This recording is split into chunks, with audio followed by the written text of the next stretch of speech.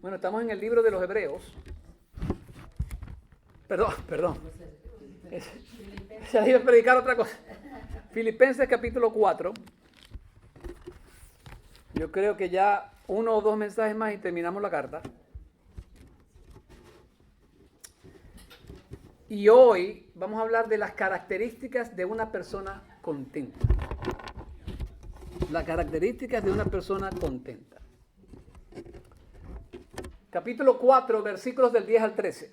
Dice la palabra: me alegré grandemente en el Señor de que ya al fin habéis reavivado vuestro cuidado para conmigo. En verdad, antes os preocupabais, pero os faltaba la oportunidad. No que hable porque tenga escasez, pues he aprendido a contentarme cualquiera que sea mi situación.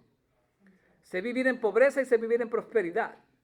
En todo y por todo he aprendido el secreto, tanto de estar saciado como de tener hambre, de tener abundancia como de sufrir necesidad. Y el 13 nos dice: todo lo puedo en Cristo que me fortalece.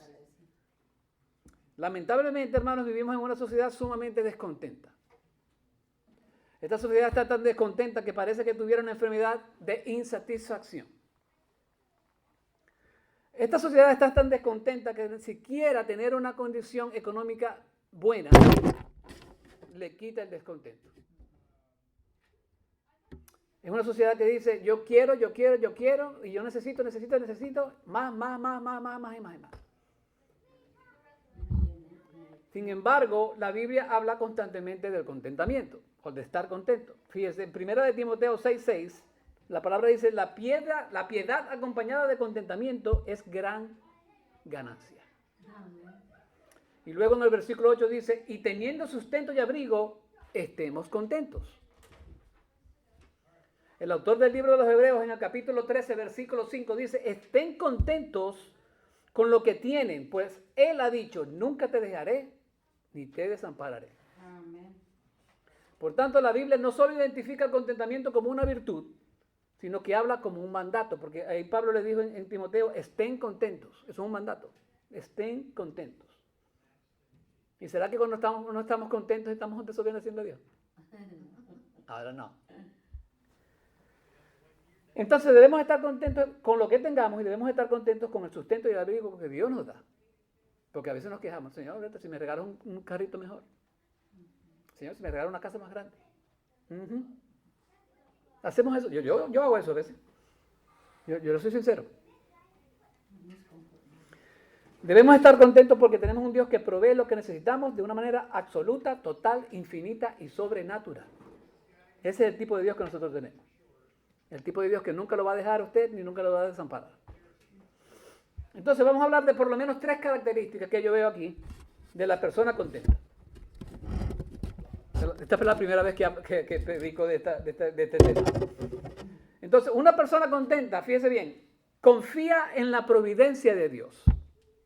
En el versículo 10 Pablo nos dice: me alegré grandemente en el Señor de que ya al fin habéis reavivado vuestro cuidado para conmigo. En verdad, antes os preocupabais, pero os faltaba la oportunidad.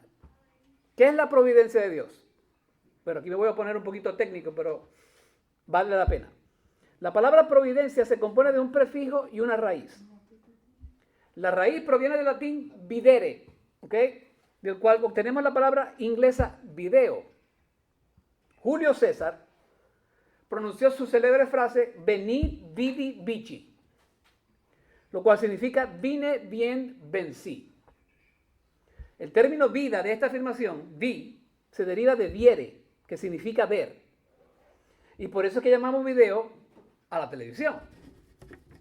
Entonces, la palabra latina provideo, de la cual proviene nuestro término providencia, significa ver de antemano, una visión previa o una previsión. En otras palabras, la providencia de Dios es que Él conoce de antemano, o Él tiene una visión previa de las necesidades para las cuales Él va a proveer a sus hijos a su debido tiempo. Mire, han pasado 10 años desde que se le envió el último donativo a Pablo de parte de los filipenses. Pasaron 10 años después que predicó el evangelio allí. Pasaron 10 años desde que fue encarcelado allí en Filipos. Pasaron 10 años de que el carcelero de Filipo se convirtió en Cristo. Habían pasado 10 años. 10 años desde que se trasladó de Tesalónica y los filipenses le brindaron apoyo. 10 años desde que partió de Macedonia hacia Acaya, a las ciudades de Atenas y Corinto, y los filipenses le enviaron otro donativo después de que él se había marchado. 10 años han pasado desde la última expresión de su amor. Él fue el fundador de esa iglesia, compartían un vínculo de amor, sin embargo, durante 10 años no tuvo más apoyo alguno de los filipenses. Entonces, ¿usted cree que Pablo se enojó cuando los filipenses no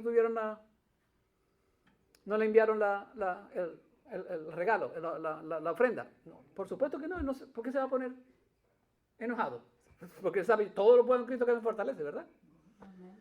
Entonces, por lo contrario, él responde de una manera amorosa. ¿Y por qué digo yo eso? Porque él dice, sé que no fue por falta de interés de su parte, sino porque les faltó la oportunidad. Sencillamente no tuvieron la oportunidad. Y Pablo lo tenía claro. Esa palabra oportunidad es la palabra kairos, que significa la estación o el momento propicio. No tuvieron el momento propicio para dar la ofrenda que tenían preparada para Pablo. Entonces, desconocemos exactamente cuál era la razón por la cual no enviaron esa ofrenda. ¿Ok?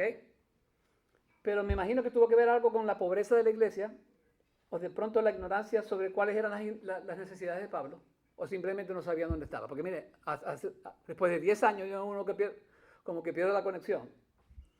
Pero Pablo no tuvo la más mínima intención de reprocharle o de llamarles la atención, porque era Pablo, pues. Era amoroso. ¿Ok? El gozo de Pablo fue inmenso al recibir aquella expresión de amor, porque él dice, me alegré grandemente en el Señor de que ya al fin habéis reavivado vuestro cuidado para conmigo. Pablo estaba, pero lleno de amor. Esa palabra reavivado es un término en horticultura que significa volver a florecer. O sea que como si Pablo estuviera diciendo, tu amor ha florecido de nuevo. Tu amor ha vuelto a brotar. Siempre ha estado allí, pero simplemente no tuviste la oportunidad de florecer. Pero ahora sí floreció. Mire, si Pablo no hubiera confiado en la providencia de Dios, su actitud hacia los filipenses hubiera sido una actitud de desprecio, de enojo y de ingratitud. Pero Pablo era una persona recta. Pablo confiaba tanto en la providencia de Dios que para él 10 años no era nada. Así es como él creía en la providencia de Dios. Él mismo le está diciendo a los filipenses, mire, yo los amo tanto a ustedes que a mí no me importa. Yo estoy alegre que me dieron esa bendición. No importa que hayan pasado 10 años. Amén. Entonces, para estar contento, hermano, tenemos que ser como Pablo, en lo que nos está enseñando en este momento. Definitivamente, él es un gran modelo digno de seguir. Yo me hago varias preguntas en esta mañana. ¿Cómo está nuestra paciencia? ¿Tenemos la confianza de que Dios va a proveer para nuestras necesidades? ¿O estamos impacientemente esperando que nuestras necesidades se resuelvan en este preciso momento? Porque a nosotros nos gusta para allá, para allá, para allá. Amén. Lo segundo que una persona contenta debiera hacer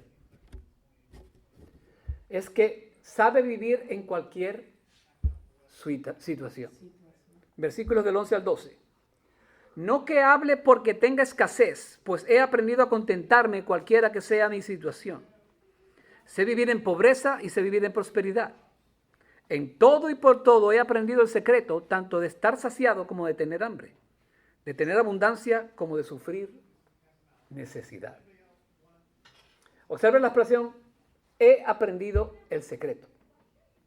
Este verbo aquí se utiliza para referirse a la iniciación en las religiones mistéricas o de misterio, a la iniciación de los cultos paganos que guardaban ciertos secretos conocidos únicamente por los iniciados. Entonces Pablo está queriendo decir, he sido iniciado en los secretos del contentamiento. Amén.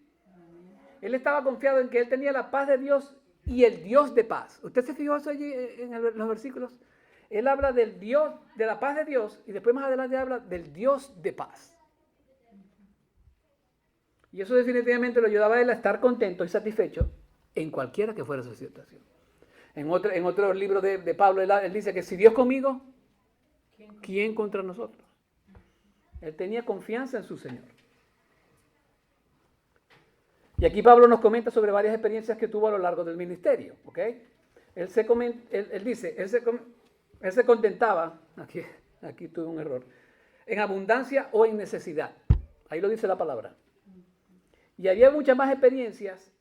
Dice que se regocijaba cuando era pobre, si fuera pobre o próspero. Y también que si estaba saciado de alimentos o tenía hambre. Pero hay muchas más. Fíjese, en 2 de Corintios, se me olvidó el capítulo aquí, pero en 2 de Corintios él nos dice, ¿son servidores de Cristo? Es una pregunta. Hablo como si hubiera perdido el juicio. Yo más. En muchos más trabajos, en muchas más cárceles, en azotes un sinnúmero de veces, a menudo en peligros de muerte. 5 veces he recibido de los judíos 39 azotes. 3 veces he sido golpeado con varas. Una vez fui apedreado. 3 veces naufragué y he pasado una noche y un día en lo profundo. Con frecuencia en viajes, en peligros de ríos, peligros de salteadores, peligros de mis compatriotas, peligros de los gentiles, peligros en la ciudad, peligros en el desierto, peligros en el mar, peligros entre falsos maestros y hermanos, en trabajos y fatigas, en muchas noches de desvelo, en hambre y sed, a menudo sin comida, en frío y desnudez. Además de tales cosas externas, dice él, está sobre mí la presión cotidiana de la persecución por todas las iglesias. ¡Wow! Yo quiero ser como Pablo. No solamente que pasé por todos esos problemas, sino que también tengo el problema de que me preocupo por las iglesias. Aleluya. Y a pesar de todas esas cosas, mi hermano, el apóstol se mantenía ahí firme y confiado en su Señor. Porque él sabía que él iba a proveer a su debido tiempo. Aleluya.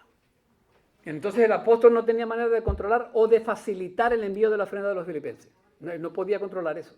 De hecho, él dice, no que hable porque tenga escasez. O sea, que era muy posible que él en ese momento no necesitaba la ofrenda. Pero sin embargo, Dios lo bendijo. Mire, a veces yo me pregunto, mi hermano, ¿cuántas veces nos desesperamos en el transcurso de nuestras vidas y nos olvidamos que tenemos a un Jehová Jaira? El Dios que provee, significa eso. Mire, nosotros tenemos un Dios que da milagrosamente. ¿Está de acuerdo conmigo?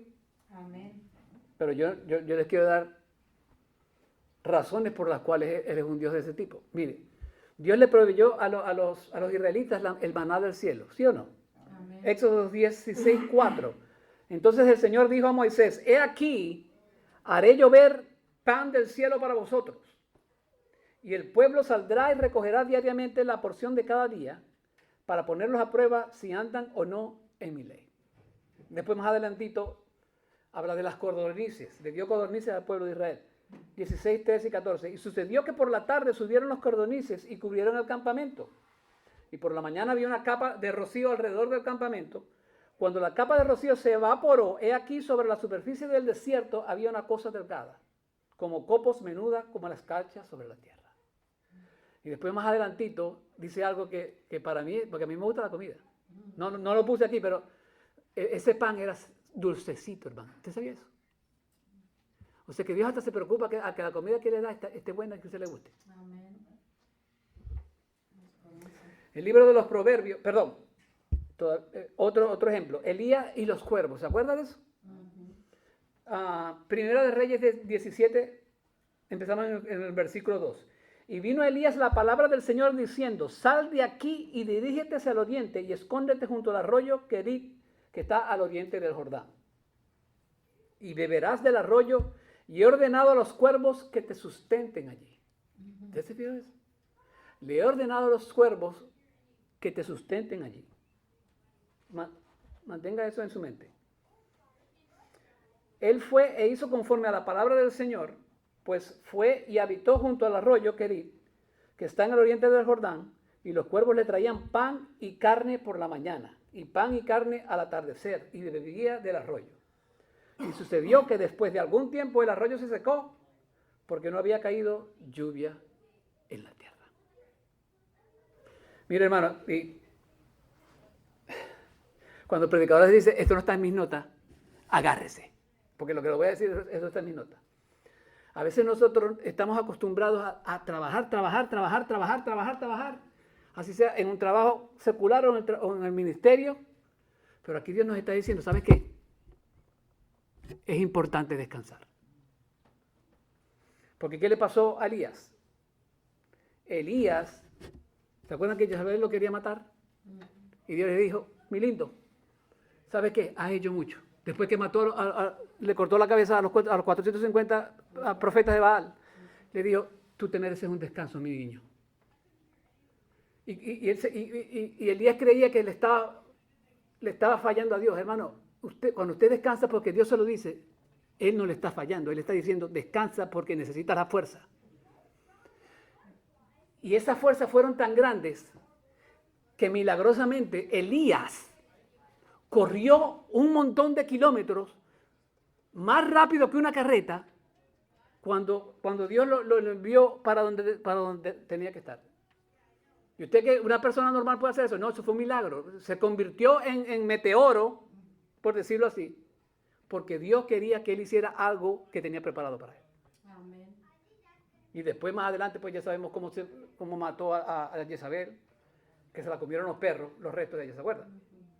Entonces Dios, hermano, Dios no se pone bravo si usted descansa. Él le comanda que usted descanse cuando usted está trabajando mucho para Él.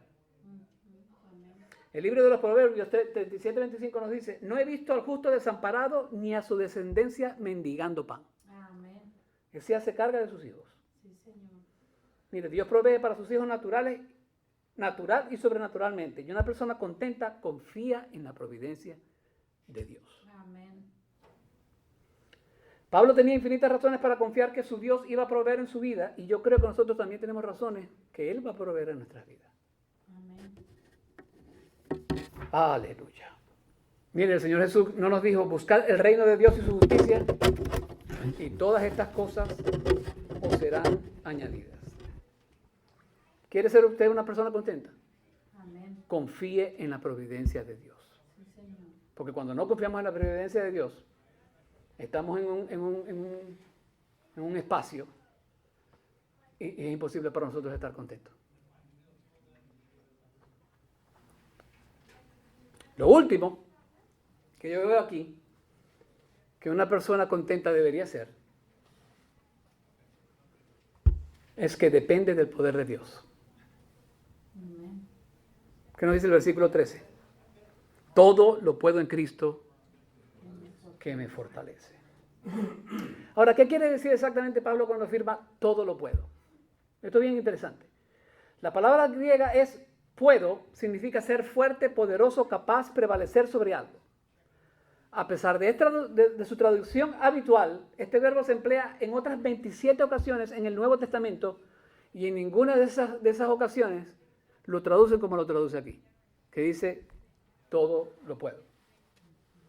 Algunas de estas traducciones, pues ya se lo dije, significa ser fuerte, tener poder o ser capaz. Pablo no está diciendo que usted sea capaz de realizar cualquier cosa por medio de Cristo, sino más bien que puede prevalecer o alcanzar la victoria ante cualquier circunstancia al apoyarse en Cristo y en su fortaleza. Amén. Pablo vivía en paz con sus circunstancias porque él no depositaba su esperanza en las circunstancias, sino en Dios. Entonces, ¿a qué se refiere Pablo cuando está hablando de todo? Bueno, ciertamente Pablo no quiere decir que él creyera que todo lo iba a hacer, todo lo imaginable gracias al poder de Cristo. De hecho, los versículos precedentes que dicen, aclaran que él había aprendido a estar contento en toda situación y en toda circunstancia. Cuando Pablo dice todo, fíjese bien, cuando Pablo dice todo, se refiere específicamente a todas aquellas situaciones por las cuales él había pasado y habría de pasar. Amén. Algunas de ellas eran buenas, otras de ellas no tan buenas. Si Pablo hubiera querido decir que todo es absolutamente todo, mire el disparate que podemos decir. Voy a atravesarme la avenida principal de mi ciudad sin mirar por los lados porque todo lo puedo en Cristo que me fortalece. See you. Me voy a tirar de un avión sin paracaídas y no me va a pasar nada porque todo lo puedo porque Cristo me fortalece. Y por último, perdón. Entonces, mire, si usted es ese tipo de persona, usted está siendo un irresponsable y usted está en contra de lo que está enseñando la Biblia. Y por eso es que tenemos tantos falsos maestros, porque predican esto fuera de contexto. No, yo todo lo puedo en Cristo como maestro. Señor, ayúdame a vengarme de aquel fulanito. No. Y ese todo lo puedo no es usted, es Él. Amén. Amén. Mire, Chuck Swindoll en su libro Ríete otra vez nos muestra varios sustitutos que nosotros en nuestra lucha con la carne ponemos primero que Cristo. Fíjense, él dice, todo lo puedo en las drogas. No. Todo lo puedo en la educación. Todo lo puedo en el éxito. Todo lo puedo en los amigos. Algunos se rieron. Todo lo puedo en la positividad. Todo lo puedo en la política. No. Pablo sabía que sus fuerzas no venían de él, sino del Cristo que vivía en él. Amén. Por eso es que él tuvo la oportunidad de hacer todo lo que hizo, hermano. ¿Qué hizo Pablo? Bueno, 3 viajes misioneros, por ejemplo. ¿Por qué? Porque confiaba en Cristo. Él escribió 13 libros de los 27 del Nuevo Testamento. Casi la mitad del Nuevo Testamento lo escribió Pablo. ¿Por qué? ¿Porque era muy inteligente? Porque todo lo podía en Cristo que lo fortalecía. ¿Cuáles eran esos libros? Bueno, Romanos, 1 y 2 de Corintios, Gálatas, Efesios, Filipenses, Colosenses, 1 y 2 de Tesalonicenses, 1 y 2 de Timoteo, Tito, Filemón. Predicó el Evangelio a diestra y a siniestra. ¿Eso no es lo que le dice Timoteo? Claro. Instruyó a pastores. Me recuerdo, Tito, Timoteo, Aquilas. Sobrevivió un naufragio y una mordida de culebra. Que lo querían llamar Dios, ¿se acuerdan? En el libro de los Hechos. Pero Dios lo sanó. Aleluya. Todo lo hizo porque todo lo podía en Cristo que lo fortalecía. Ese era Pablo. Y ese puede ser usted también, hermano. ¿Qué le fortalece a usted, hermano? ¿Qué le da fortaleza? En realidad podemos decir, como dice el salmista, Señor, yo te amo, tú eres mi fortaleza. Amén. Dígalo conmigo, Señor, yo te amo. Señor, yo te amo. Tú eres mi fortaleza. Él es nuestra fortaleza, hermano. Cuando usted se cree que usted lo puede hacer solo, Pablo, ¿qué nos dice Pablo en 1 de Corintios? Mire, 1 de Corintios.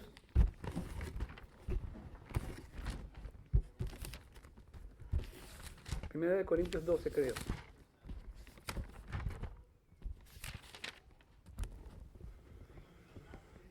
Ese es 12.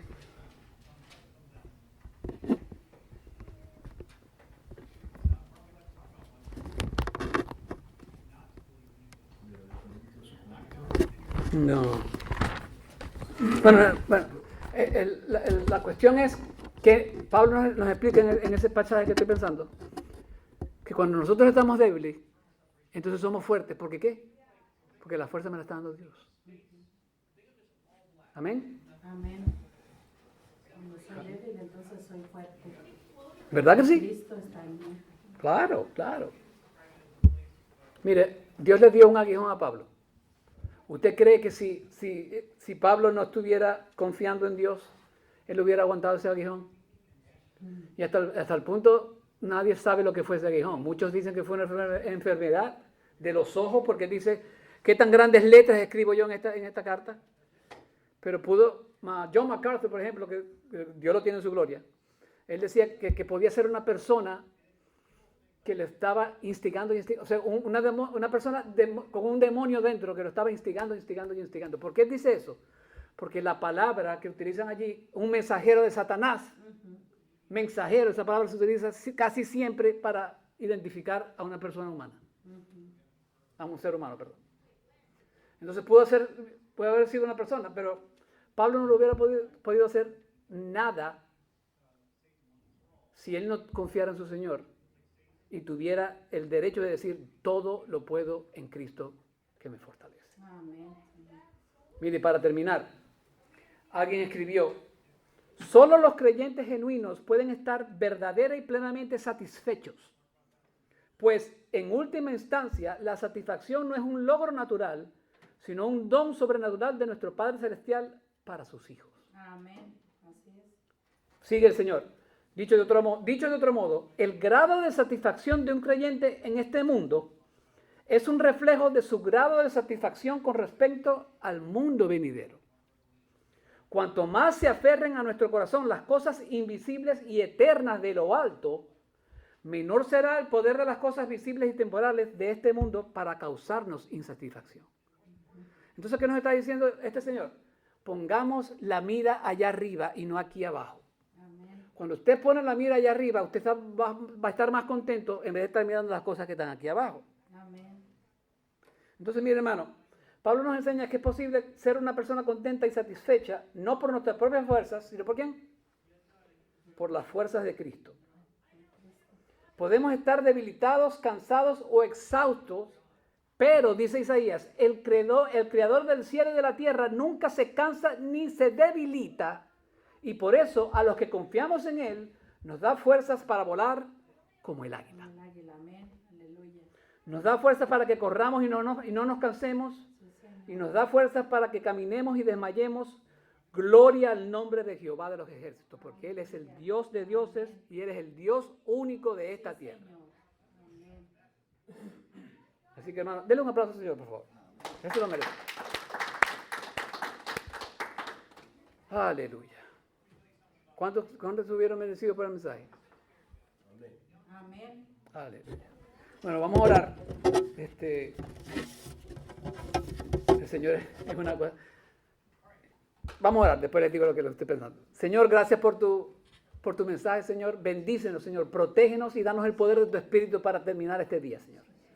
Bendice a cada quien presente aquí en este momento, Señor. Te lo pido, Padre, en el nombre de tu Hijo Jesús. Amén.